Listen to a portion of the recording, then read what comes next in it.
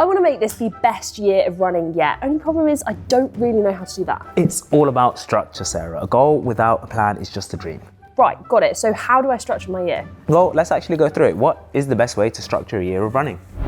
Okay, this is what I was thinking. Start off with this because that's awesome. Then move on to this. Then come down and do this goal. Right, Then move Sarah, on to I think there's far too much going on here. And if you're trying to cram in everything at once, you're not going to give your body enough time to recover, and that could be detrimental towards your goals. You might get injured and you might not hit any of your goals at all. So what we're going to do instead... Should I just explain it on a run? Yeah. Yeah, okay. Racing is so fun! Yes, it is, and race day atmosphere is absolutely electric. So I would highly advise booking in a race to, one, help you with your motivation, but two, ensure that you have something to train towards. However, if you do want a solid year of progress, then being a bit more strategic with it can make a massive difference.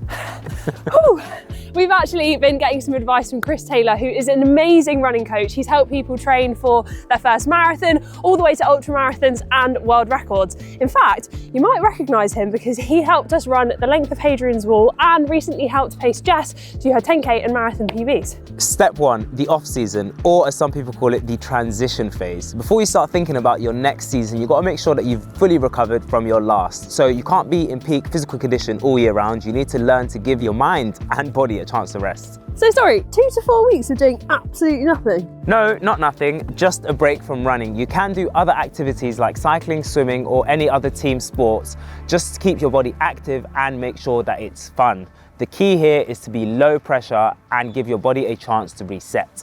Right, so then after the off season, what happens next? I don't want that. The next step is to pick a periodization model for your training year. This is breaking down your year into smaller and more manageable chunks. Right, so let's start off with classic periodization. So this is based on a 1 year structure where you might have 1 or 2 main A goals or races.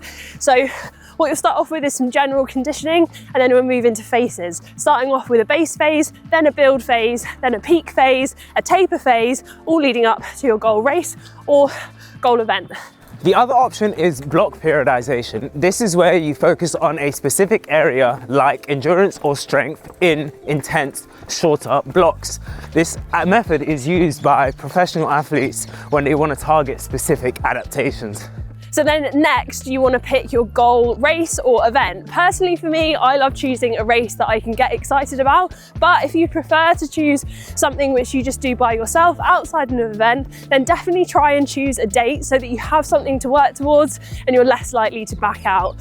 For me personally, next year I'm targeting a bit of a 5K training block and a marathon, I think. But what are you going to be working towards? Let us know in the comments. Great, so once you've actually picked your A race, you can start working on certain things towards it. So say for example you have a 10K coming up, you can work on your speed or your running economy. Whereas if you have a trail race coming up, you can work on your uphill fitness, you can work on your ankle strength, or you can even work on your technical skills. Exactly that.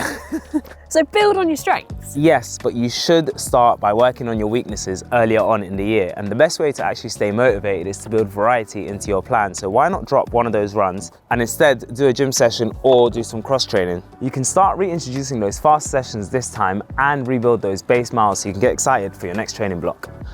All right, so we got our goal race. Now, how do we put it all together?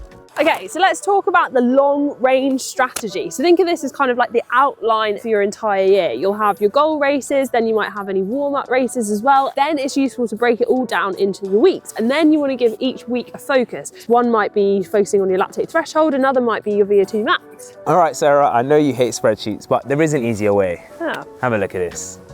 Fine, okay, I guess this is a little bit chaotic, but one way to still have fun and enter more events could be to plan events into your training schedule. So we'll call these preparation races. So say you're training for a half marathon or a marathon, you could enter smaller races, 5K or 10K, and either use them as tempo or interval sessions, or even just run them easy, but you still get to do those events and train for your goal race. Yeah, but don't forget to recover though. The more intense your training is, the shorter it should be, and the more time your body is going to need to recover afterwards. A general rule of thumb is to follow 3 weeks of intense training and then taking a 1 week deload, but prepare to be adaptable though, as everyone has different needs and it depends on your body's needs. So how do we decide when to focus on which bit of training? That's a great question. You want to go from least to most specific for your goals. So let's say you're training training for a trail half marathon, you want to start early in the year with things like VO2 max and general endurance, and then as the race gets closer and closer, you can do things like your hill sprints or some technical skills that you can work on too. Nice, and it's probably also important to note that you should work on your weaknesses first. So start off by working on your weaknesses early in the season and then leave your strengths for later on in the season. Exactly, leave the marginal gains until last. So things like heat acclimatization or your altitude training is nice, but it's only important once you've done and you've nailed the basics. So I don't need my altitude tent quite yet then? Probably not, but that's hopefully giving you an idea on how to structure your year and smash those goals.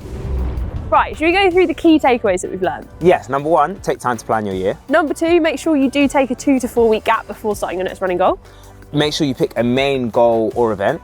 And make sure that you work on your strengths, but start with your weaknesses. Number 5, have something to go along with the main goal, so a secondary goal to back it up. And number 6, don't forget to recover. Best of luck with whatever goals you're setting yourself, and remember, you can do anything that you put your mind to. Yes, exactly. And if you enjoyed this video, then make sure you click on this video right here where we show you how to structure your training week.